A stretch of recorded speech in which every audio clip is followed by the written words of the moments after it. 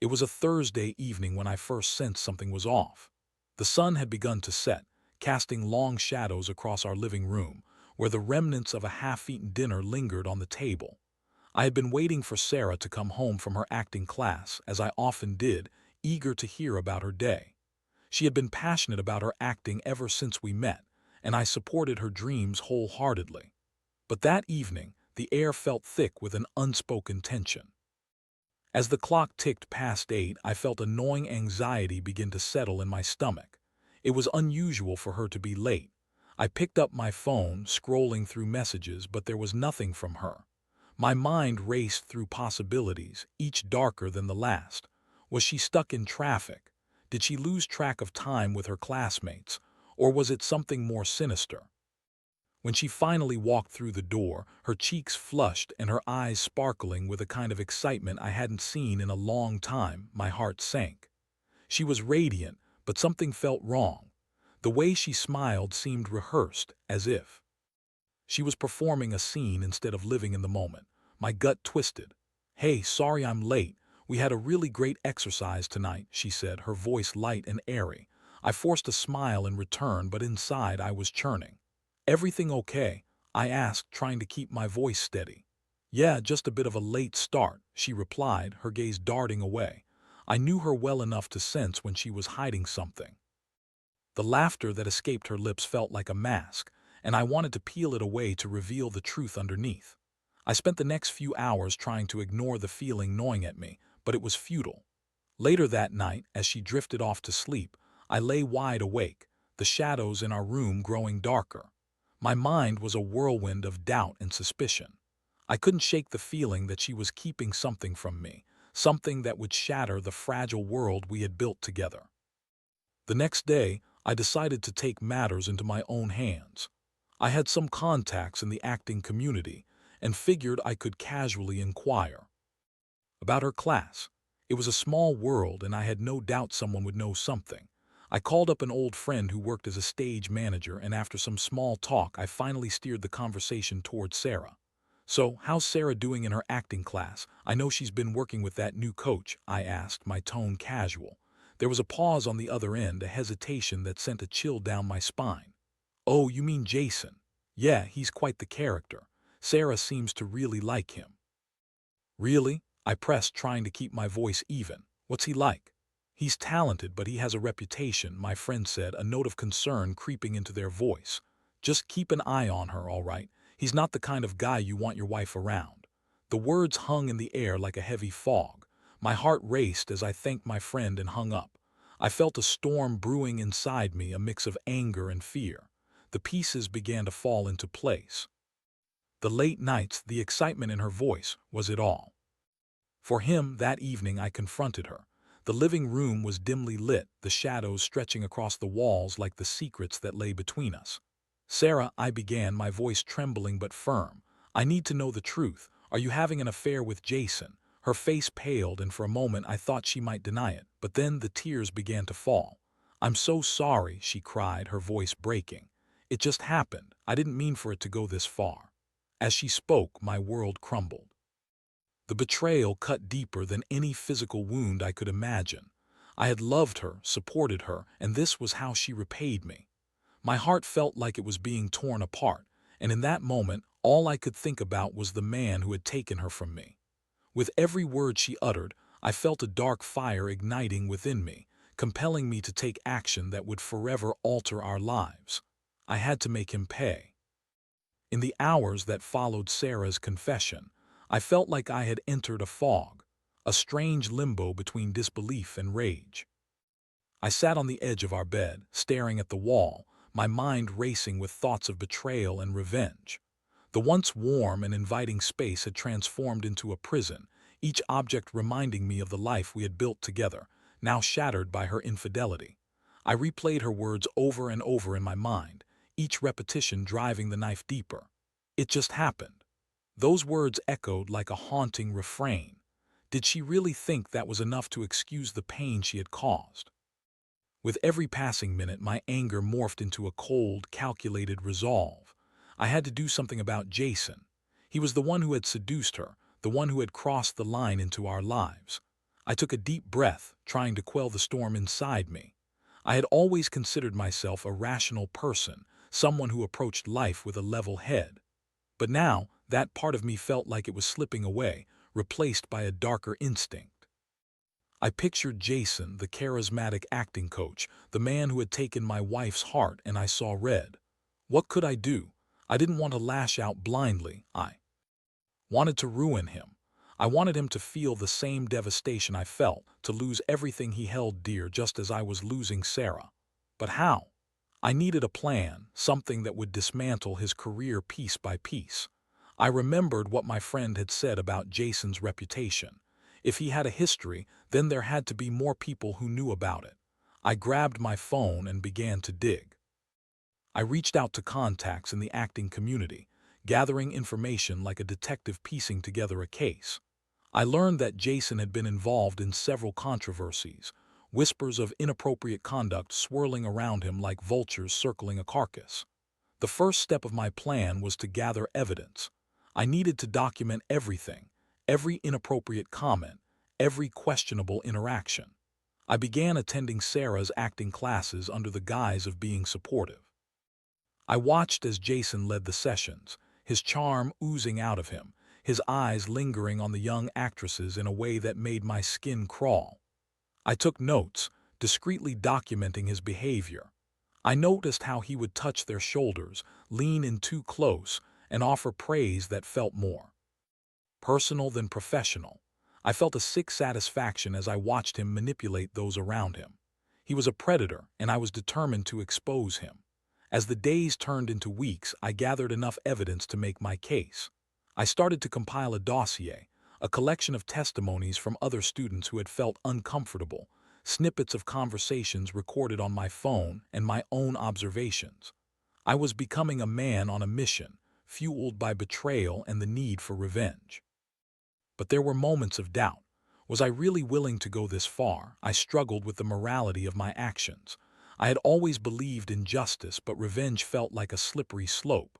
I could feel the darkness creeping in, whispering that this was the only way to reclaim my dignity. I had a conversation with myself in the mirror one night. He took her from me. I said aloud, my voice echoing in the stillness of the bathroom. He deserves to pay. I stared into my own eyes, searching for a flicker of the man I used to be. But all I saw was the pain and anger that had taken root in my heart. The final push came when I learned that Jason was up for a prominent position at a local theater, a chance that could catapult his career to new heights. I couldn't let that happen. I had to act before it was too late. I decided to take my evidence to the theater's board of directors to expose him for the fraud he was. I pictured his face when he realized his world was crumbling around him. As I plotted my next move, I felt a mix of exhilaration and dread. I was stepping into a dark world, one filled with deceit and betrayal. But I was ready. I had made my decision. Jason would pay for what he had done to me and Sarah, and I would make sure of it. The day I decided to confront the board of directors at the theater felt like a turning point in my life. I had meticulously prepared my dossier, a collection of evidence that would unravel Jason's facade and expose him for the manipulative predator he truly was. I walked through the theater's front doors with a sense of purpose, my heart pounding with a mix of anxiety and adrenaline. The lobby was bustling with activity, actors rehearsing lines, directors discussing their visions, and patrons eagerly waiting for the next big show. I felt like a ghost among them, invisible yet filled with a burning desire for revenge. I found the office of the board members tucked away in a quieter corner, away from the chaos of rehearsals. Taking a deep breath, I knocked on the door. A few moments later, a middle-aged woman with sharp features and an air of authority opened it. "Can I help you?" she asked, her tone professional but curious. "I need to speak with the board," I said, my voice steady despite the turmoil inside. "It's about Jason." Her eyebrows raised slightly. "Jason, why is this urgent?"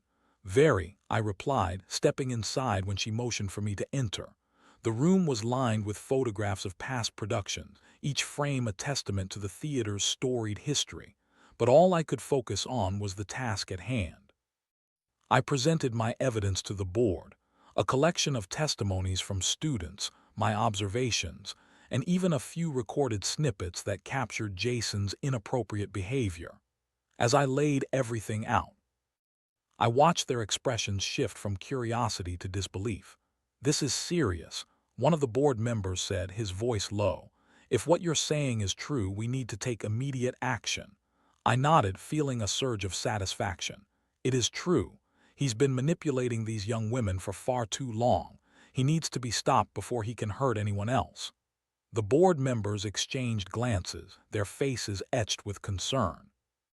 I could see the wheels turning in their heads, the realization that they had a potential scandal on their hands. I felt a sense of power wash over me. As they began discussing the next steps, I couldn't help but feel a thrill at the thought of Jason's impending downfall. I imagined him receiving the news, his face falling as he realized that his career was crumbling. The thought sent a rush of adrenaline through me. But then, a nagging voice in the back of my mind reminded me of Sarah. She was still my wife, the woman I had loved, even after everything that had happened. I wondered how she would react when she found out what I was doing. Would she see me as a hero for standing up for our marriage, or would she view me as a monster for tearing apart the life of someone she had once admired? I pushed those thoughts aside. This wasn't about Sarah anymore. It was about justice. Days passed, and I remained in close contact with the board. They decided to conduct a thorough investigation, and I was more than willing to assist. I provided them with additional information, and soon, whispers began to circulate throughout the theater community. I could feel the tension building, the anticipation of Jason's downfall electrifying the air. As the investigation unfolded, I continued to attend Sarah's acting classes under the guise of support. I watched as Jason's demeanor shifted. He seemed more on edge, his charm slipping as the pressure mounted. The other students began to notice, their laughter fading as they exchanged uneasy glances. I felt a sense of satisfaction each time I saw him falter, his confidence eroding like sandcastles against the tide. One evening after class, I overheard a group of students discussing the investigation. "Have you heard? They're saying Jason might be in trouble," one girl said, her voice low. "Good," another replied. "He's always made me uncomfortable." I felt a surge of triumph. My plan was working. The more I gathered information, the more I realized that I wasn't just taking revenge on Jason, I was protecting these young women. I was their ally, their shield against the predator who had preyed on their dreams. But then, the doubts crept back in. What would happen when Jason was exposed? Would it make things worse between Sarah and me? I had to remind myself that this was about more than just her infidelity. It was about stopping a man who had manipulated and exploited vulnerable individuals. One night, as I lay in bed next to Sarah, I turned to her, my heart heavy with the weight of my actions. "How are you feeling about everything?"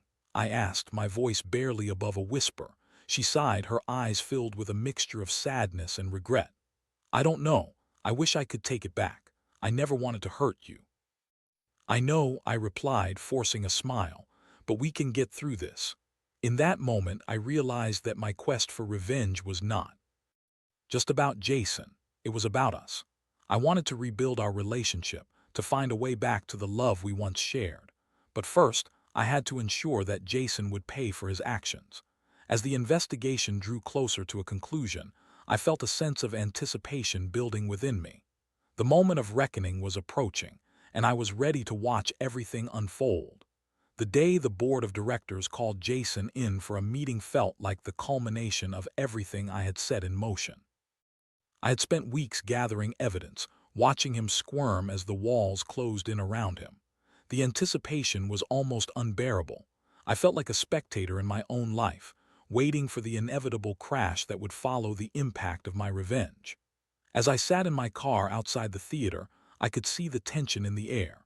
Students were whispering, casting furtive glances at Jason as he arrived for what he must have thought was just another day at work.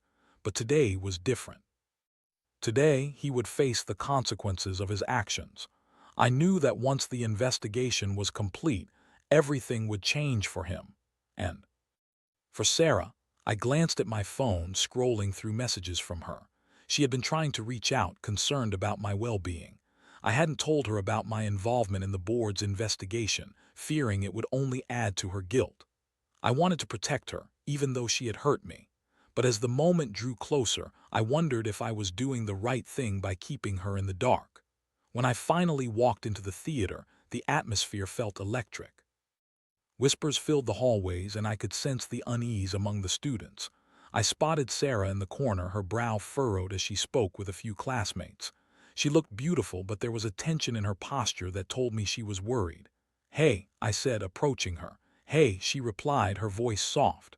"Are you okay? You've been so distant lately." I forced a smile, trying to mask the turmoil inside. "Yeah, just been busy with work." Her eyes narrowed slightly, and I could tell she was searching for the truth beneath my words. "You know you can talk to me about anything, right?" "Of course," I replied, though I felt a pang of guilt. I wanted to be honest with her, but I also didn't want to burden her with the details of my plan.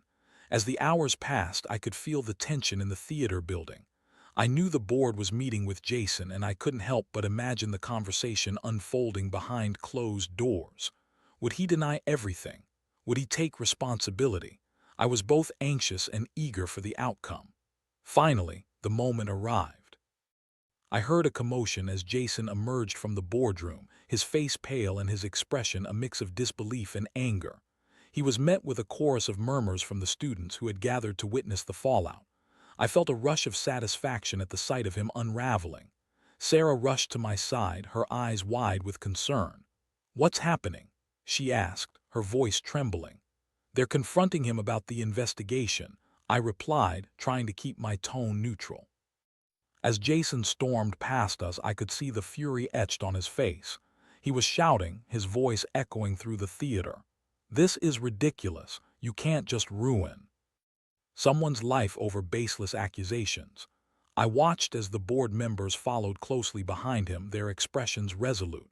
"We have evidence, Jason. You need to take responsibility for your actions," one of them said firmly.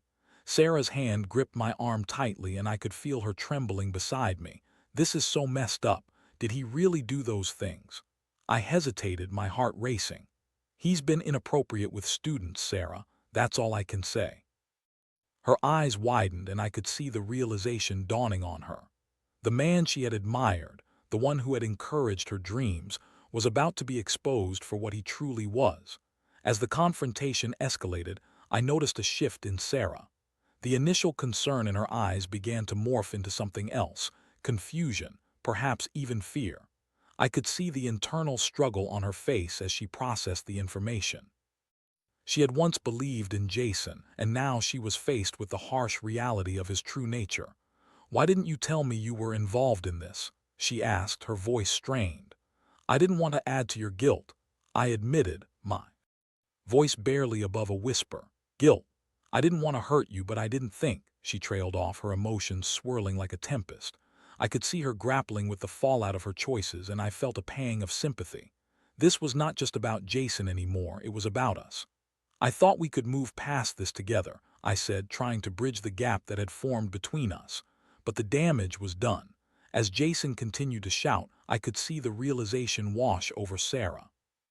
The man she had trusted had betrayed not only his students but also her faith in him. Her expression shifted from confusion to anger, and I could sense the tumult of emotions within her. When Jason finally stormed out of the theater, the air felt charged with a mixture of relief and dread. I had succeeded in my plan, but at what cost? I turned to Sarah, searching for some semblance of connection. "Are you okay?" She shook her head slowly, tears welling in her eyes. "I don't know. I feel so lost." "I thought I knew him." "I know," I replied, wrapping my arms around her. "But we'll get through this together." In that moment, I realized that my actions had not only affected Jason, but had also created a chasm between Sarah and me. The revenge I had sought was coming at a price I hadn't fully anticipated.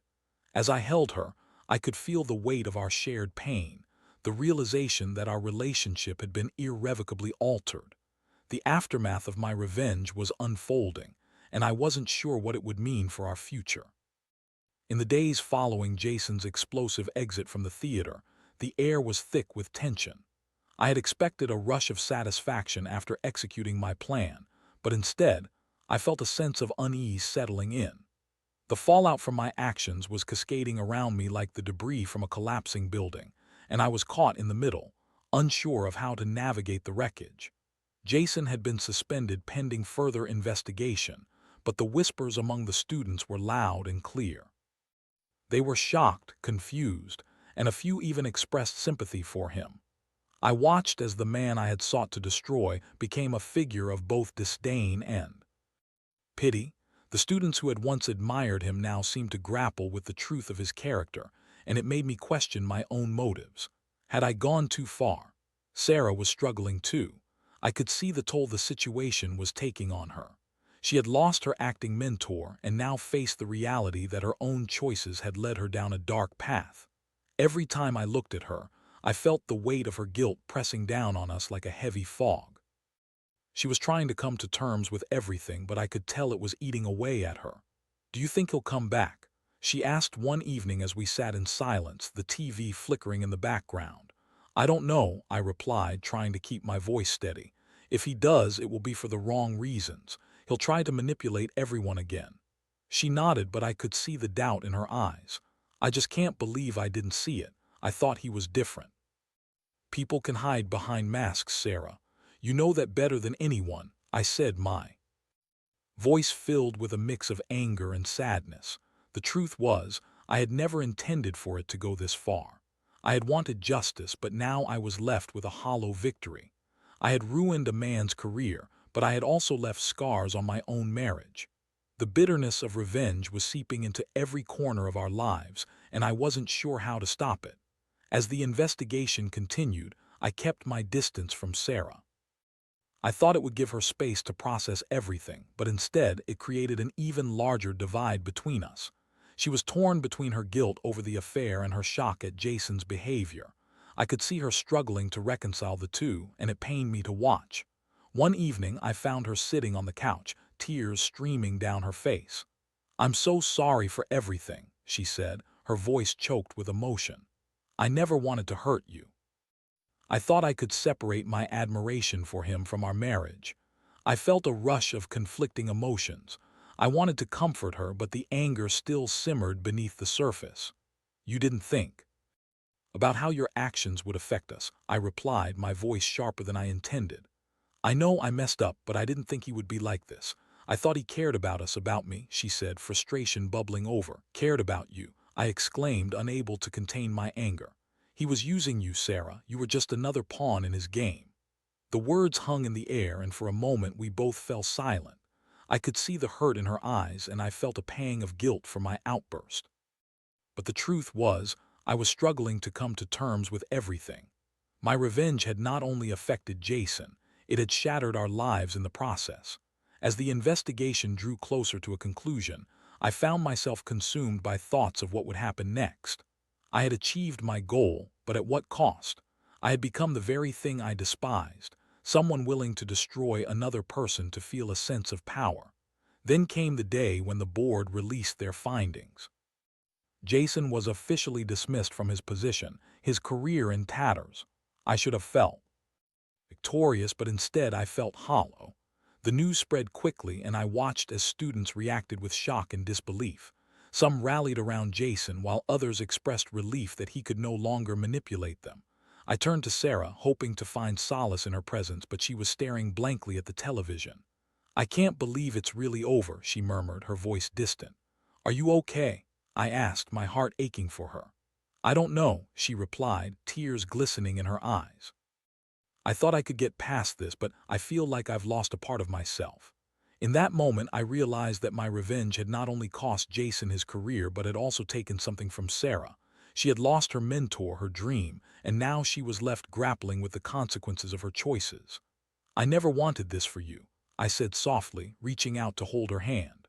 "I know," she whispered, squeezing my hand tightly, "but I can't help but feel like I've lost everything."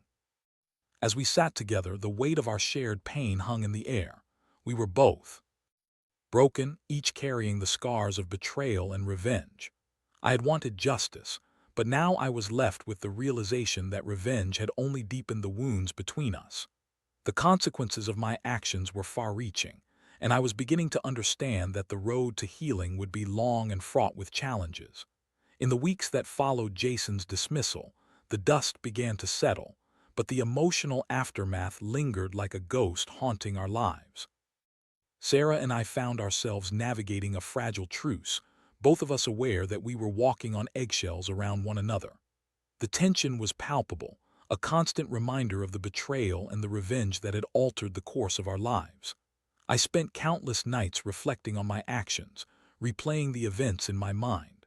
I had sought revenge with a fervor I hadn't anticipated, but now that I had achieved my goal, I was left with a profound emptiness. The thrill of watching Jason's career crumble had faded, replaced by a gnawing sense of regret. I had become a man driven by anger and pain, and in the process, I had lost sight of the love I once had. For Sarah, one evening as we sat together in silence, I finally mustered the courage to break the ice. "We need to talk about what happened," I said, my voice steady but filled with uncertainty. Sarah looked up, her eyes reflecting the turmoil we both felt. "I know, I've been thinking about it too. I wanted to protect you, to make him pay for what he did," I admitted, my heart pounding. "But I didn't realize how much it would cost us." Her gaze softened, and I could see the pain in her eyes. "I made mistakes too, but I never wanted it to end up like this. I thought I could separate my admiration for him from our marriage, but I was wrong." As we talked, I could feel the weight of our shared pain beginning to lift, if only slightly. We were both grappling with the consequences of our choices, but for the first time, I felt a glimmer of hope. We had been through the storm together, and perhaps we could find a way to rebuild. "I've been thinking a lot about trust," I said, searching for the right words. "You trusted Jason and I trusted you, but now everything feels tainted. I want to earn that trust back," Sarah replied, her voice filled with sincerity. "I'm willing to do whatever it takes to make things right." Her commitment sparked something within me. I realized that while I had sought revenge to reclaim my dignity, what I truly wanted was to reclaim our love. I didn't want to be the man defined by anger. I wanted to be the man who fought for his marriage. "Let's take it one step at a time," I suggested, my heart racing at the prospect of healing. "We can go to counseling together, talk things through, and figure out how to move forward." She nodded, a flicker of hope igniting in her eyes. "I think that's a good idea. We need to rebuild, but it will take time." As we began to take those steps together, I found myself reflecting on the lessons I had learned throughout this ordeal. Revenge had initially felt like power, but it had only led to destruction. I realized that true strength lay in forgiveness and understanding, in facing the darkness together rather than allowing it to tear us apart. The road ahead would be challenging, and I knew there would be moments of doubt and pain, but I also felt a renewed sense of purpose.